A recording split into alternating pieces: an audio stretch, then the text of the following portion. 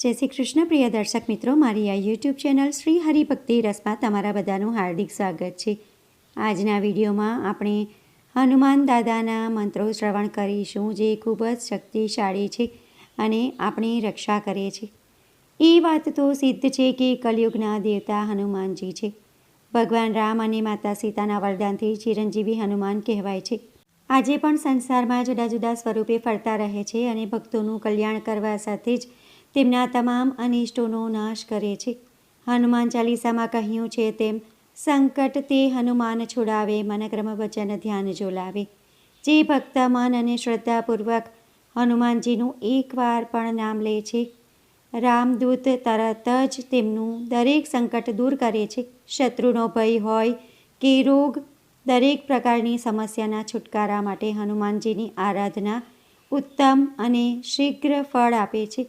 હનુમાન દાદાનો એક મહામંત્ર છે, જે હનુમંત મહામંત્ર અથવા હનુમાન રક્ષા કવચ કહેવામાં આવે છે।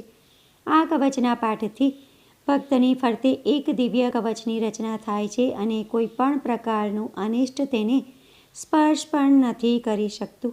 ધાર્મિક ગ્રંથોમાં વાર્તાઓમાં કહેવાયા મુજબ ભગવાન રામે પણ રાવણ સાથે યુદ્ધ કરતા પહેલાં હનુમાન કવચનો પાઠ કર્યો હતો। આ કારણથી જ રાવણના અનેક પ્રયાસ અને આયુધો છતાં શ્રી રામ ભગવાનને કંઈ નુકસાન થયું નહોતું।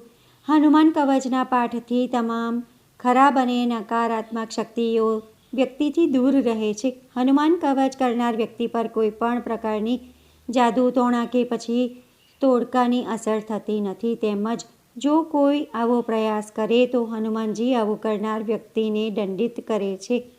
હનુમાન કવચના પાઠ માટે સૌ પ્રથમ સવારે સ્નાનાદિથી પરવારી સ્વચ્છ કપડાં પહેરી હનુમાનજીની મૂર્તિ અથવા તેમના ફોટા સામે આસન પર બેસી જાઓ। પૂજા આરંભ કરતા પહેલાં હનુમાનજીના આરાધ્ય દેવ શ્રી રામચંદ્ર ભગવાનના આશીર્વાદ લો। ત્યારબાદ હનુમાનજીને સિંદૂર, વસ્ત્ર, જનોઈ અર્પણ કરી તેમની પૂજા કરો। હનુમાનજીની પૂજા કર્યા બાદ હાથમાં રુદ્રાક્ષની માળા લઈને ઓમ શ્રી હનુમતે નમઃ આ કવચ મંત્રનો જાપ કરો। ઓછામાં ઓછી એક માળા કરવી જોઈએ। આમ કવચ મંત્રની એક માળાથી ભક્તની ફરતે 24 કલાક સુધી રક્ષણ આપતું દિવ્ય કવચ બની જાય છે। દરરોજ રક્ષણ મેળવવા માટે આ પાઠ અથવા આ મંત્ર રોજ સવારે કરવો અને આ મંત્રની એક માળા દરરોજ કરવી જોઈએ। આ ઉપરાંત બીજા પણ મંત્રો છે, તમને તેનાથી જુદા જુદા ફાયદા થશે। ઋણ મુક્તિ માટેનો એક મંત્ર છે, ઓમ નમો હનુમતે આવેશાય આવેશાય સ્વાહા। આ મંત્રના જાપથી પ્રતિદિન એક માળા કરો। 45 દિવસમાં જ તમને દેખાશે કે તમારું તમામ પ્રકારનું ઋણ દૂર થઈ ગયું છે। તમારી મનોકામનાની પૂર્તિ માટે તમારે આ મંત્રનો જાપ કરવાનો છે। મહાબલાય વીરાય ચિરંજીવીન ઉદ્દતે હારિણે વજ્રદેહાય ચોલંકિત મહાવ્યયે।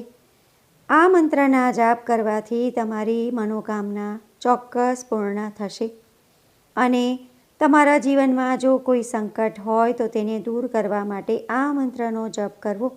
ઓમ નમો હનુમતે રુદ્રાવતારાય સર્વશત્રુ સંહારણાય સર્વરોગહરાય સર્વવશીકરણાય રામદૂતાય સ્વાહા। જો તમારા જીવનમાં કોઈ પણ પ્રકારનું સંકટ હોય તેવો આભાસ થાય તો આ મંત્રનો જાપ કરો, ખૂબ જ ફળદાયી રહેશે। આ મંત્ર શત્રુઓથી પણ તમારી રક્ષા કરશે અને તમને દરેક જગ્યાએ વિજય અપાવશે।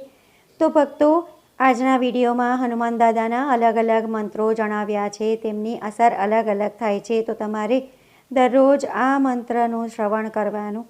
વિડીયો પસંદ પડ્યો હોય અને ઉપયોગી લાગ્યો હોય તો વિડીયોને લાઇક કરી બીજા બધા લોકો સુધી પ્રચાર કરજો, જેથી બીજા લોકો પણ શ્રવણ કરી શકે।